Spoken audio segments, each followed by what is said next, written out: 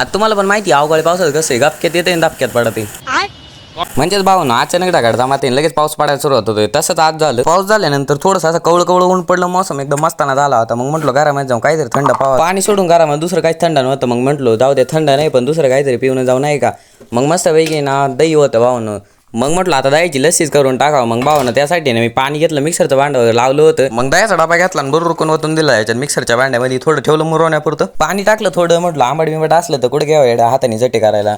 मग त्यानंतर आहे ना 2 वाटा साखर टाकली स्वादानुसार. भाऊनं लई गोड नाही पेत मी. सगळं झालं पण भाऊने इलायची सापडली नाही. मग खाली काकी त्यांच्या सापडून आलो, त्यांच्याकडे नव्हती. मग बिना इलायचीचं दळलं आणि आमची छोटे बंधू आले ते लागले मिक्सर बंद करायला. म्हणते मला एवढं लागती, तुला एवढं लागती. नंतर म्हणते पैसा आहे आपले पास. मग मस्त वेग नाही ग्लासामध्ये घातली. मग थोडी भावाला ठेवली, नाही तर उगाच रडायचं कुठे घ्यावं चॅन करू भावा नाही का. भावना तुम्ही पण कुठं दुकानात जाऊन लस्सी पेत बसताय, घरीच मस्तपैकी द्यायची लस्सी करायची प्यायची. तर चला तर भावांनो, हा ब्लॉग इथं संपूया. धन्यवाद, भेटूया पुढल्या ब्लॉगमध्ये.